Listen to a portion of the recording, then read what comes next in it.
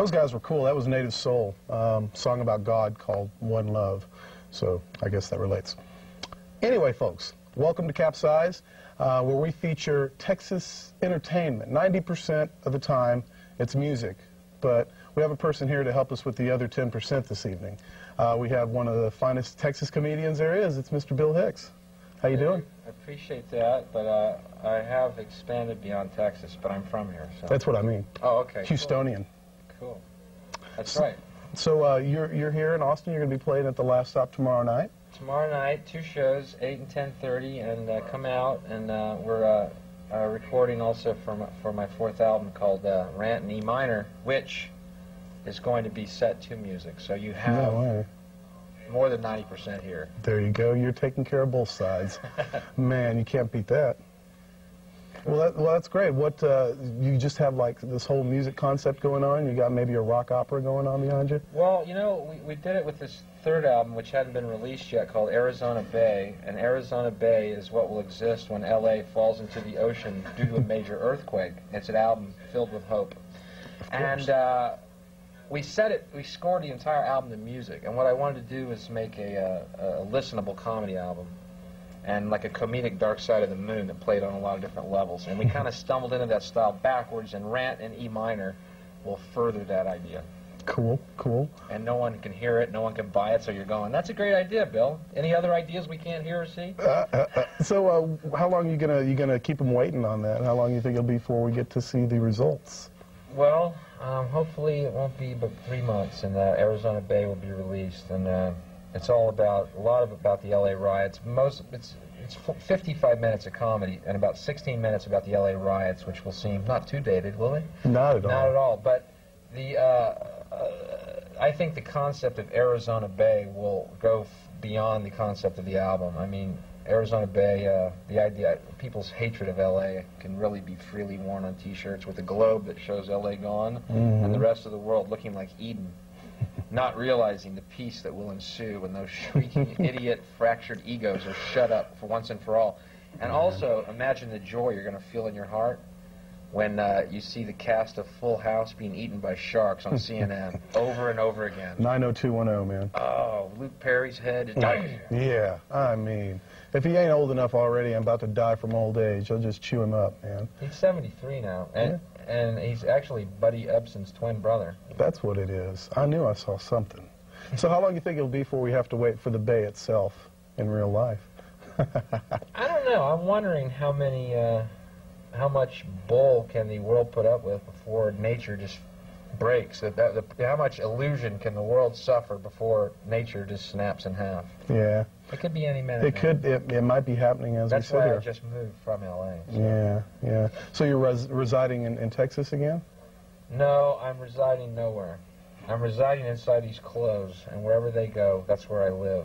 Well, at least you know your landlord. That's right, me and the Gap. But if you want to mail me a letter, just write Bill's Jeans, and the postman will find me. He'll sniff me out. Exactly. Y'all, you know, we are live here tonight. If you want to call us up, we do have a live number. This little box is meant to intercept your comments, questions, and quirps. The number is 472-CALL or 2255, whatever way you look at it. And I promise we're not going to censor you tonight, man. You can say what you like. Yeah, well, I have no evidence. Oh, we are live. There's no way to do it. That's true. Cool. So what about censorship? What can you tell me about censorship? You're getting a little notice these days for having maybe being censored a bit. Yeah, well, from my personal experience only, that is only what I speak from, by the way. That is why I do it so confidently. Of course you would know. Right, right. Unless I've forgotten. But I haven't this one because it was recently on the David-Letterman show on October 9th that I did the show, taped the show at 5:30 in New York, and then at 7 p.m. was called by the producer and told that I would be excised completely from the show. I, of course, asked why. The material had been approved and reapproved by the producers. And they said that CBS had deemed the material, these are quotation marks, unsuitable for the viewing public and for the Letterman audience. And I made the point that when I'm not on the show, I'm a member of the Letterman audience. So ultimately what you're saying is my material is not suitable for me. What a predicament. So anyway, I was censored from the show, and I kind of think there's not a, there's a little pride in that. I mean, a lot of people have been bleeped and burped, and but actually what happened was I did some material about the pro-life people.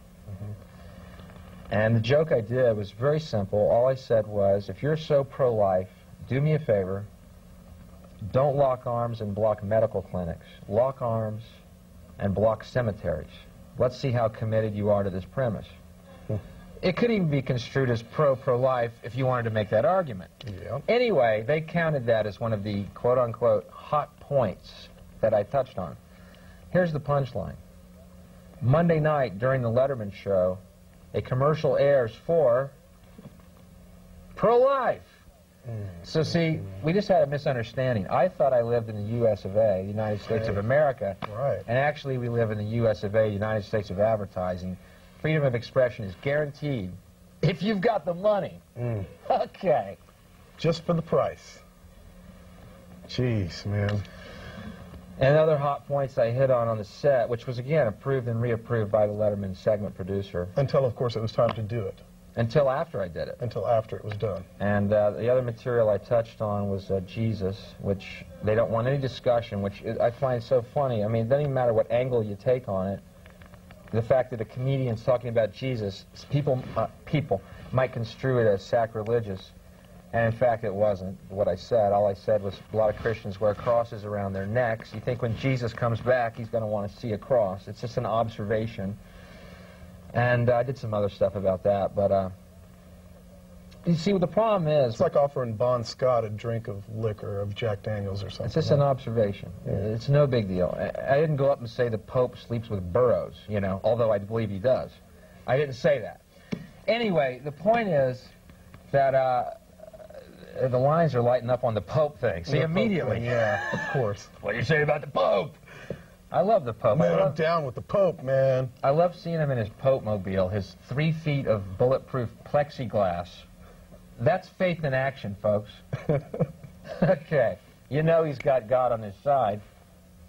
Anyway, the point I'm making is about the idea of freedom of expression, and I believe that that there's this agenda in mainstream media, and I think it's fairly easy to back this up, to keep people stupid, docile, and apathetic, and therefore the elite who own these corporations and the families that own the corporations, even fewer people, their agenda is to keep us stupid and apathetic. That's why I love public access. And again, thanks for having me on. Oh, thank you for coming out. I appreciate it. So Dave also likes you. Dave likes me, but what I found out subsequently to all this, and oh, by the way, I don't mean to keep pushing my own little horn here, but tooting my horn, but on Monday, this Monday, in the New Yorker magazine, there's a profile about me, including this story about Letterman. I found out that it's one of Dave's rules that he doesn't like comics to talk about Jesus on the show. Which I find really weird. I mean, they pretend to be this hip, late-night talk show, when in actuality they're as mainstream as anything. And again, it doesn't matter what angle you take on the Jesus subject. That's what bugs me. Just because I'm a comic doesn't mean I'm treating it with disrespect. Jesus in person? Organized religion. Ah. But, there's a lot, for instance, let me just give you an example.